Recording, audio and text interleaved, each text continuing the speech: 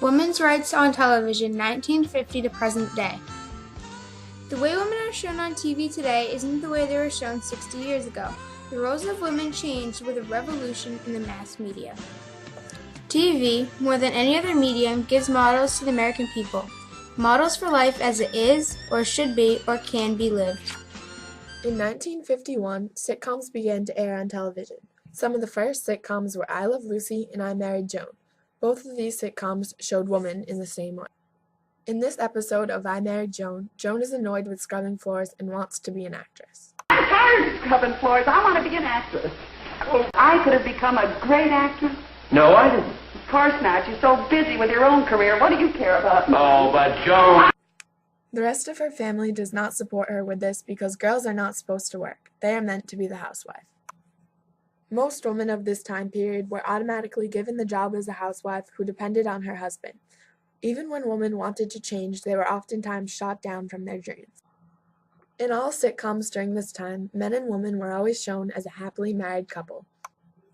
In this picture, Lucy is dressed in a very conservative manner. Her long dress is buttoned up completely and she is wearing dark lipstick. The women outside of television were also dressing like this. In the 1950s, women were often viewed as housewives that relied on their husbands and could not survive on their own. In this picture, the man is driving, not the woman. When the women outside of television started to notice this, women as a whole began a revolution, looking for change. The first person to step outside of the box with fashion on television was Faye Emerson, a popular show host.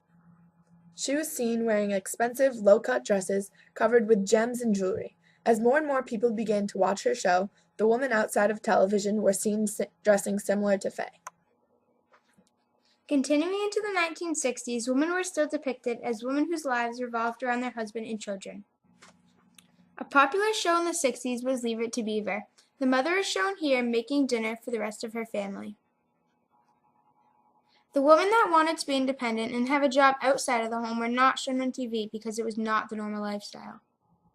Barbara Billingsley, also known as June Cleaver from Leave It to Beaver, gave an interview of how Leave It to Beaver affected the people outside of television. From what I hear, people learned a lot about having a family and bringing children up. To drugs they weren't into, pregnancy, we wouldn't have talked about that. Hugh and I didn't even have a bedroom, you know. We had a door we came out of. You never saw us in the bedroom. We come out of the door tying our robes. The United States Civil Rights Commission took a survey, reporting on the social views of men and women on television. Women were stereotyped as dependent on their husbands and being stay-at-home parents. Men were seen as more responsible leaders of their families. Even though this seems harsh, it is true. Women were not seen working or living on their own, and men were always shown providing for family. Stereotyping was happening on TV. The women's liberation movement started in 1970. This movement was a way for women to fight for their beliefs by giving them equal rights in the media. Many women were very happy with what could come from this. Gloria Steinman says, the women's liberation movement would benefit not only the women, but the men of the society as well by dissolving the sexual stereotypes and expectations. Men were furious with this movement and even called the women names like a small band of braless bubbleheads. In 1970, The Mary Tyler Moore Show was the first show where a woman was shown living on her own and having an independent career. According to Time magazine, The Mary Tyler Moore Show was one of the 17 shows that changed TV. This show acted as a role model for the people in America that wanted to be independent. Knowing that someone on television had done it made it okay for the people to do it too.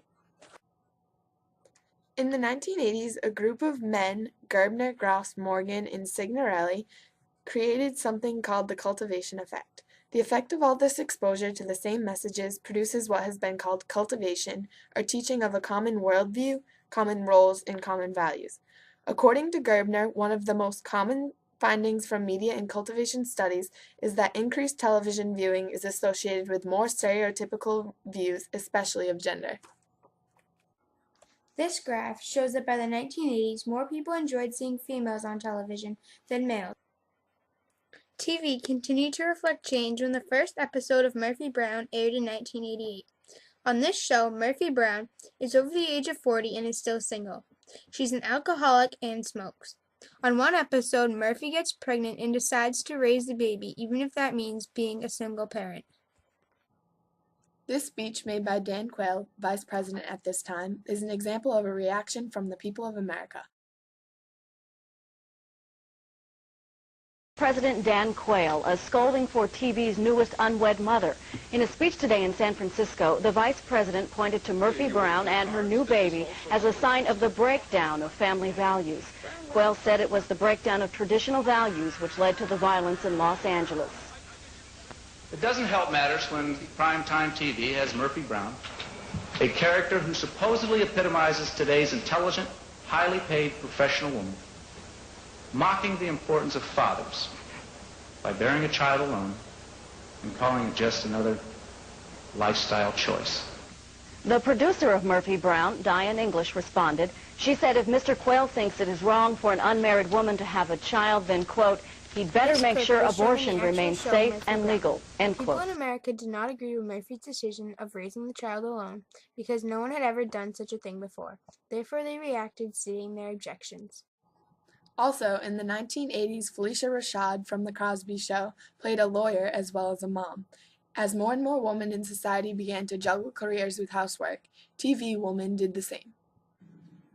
Ellen DeGeneres, a famous show host, also played a role in the revolution of women's rights on television. In the puppy episode, Ellen admits that she is gay. She does so by telling Susan that she was correct in thinking she was gay.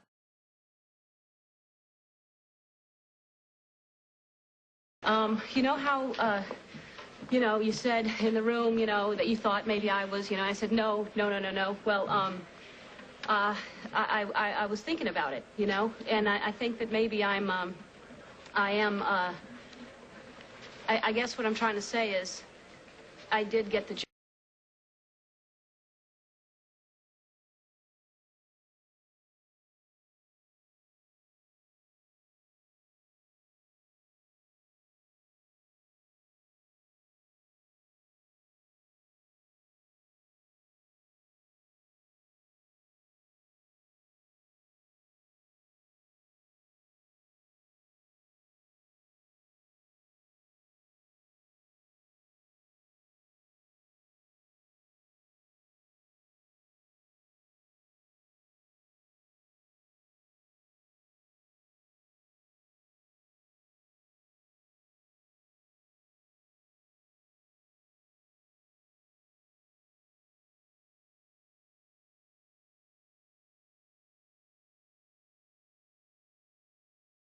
Something like this would not have been shown on television before this time.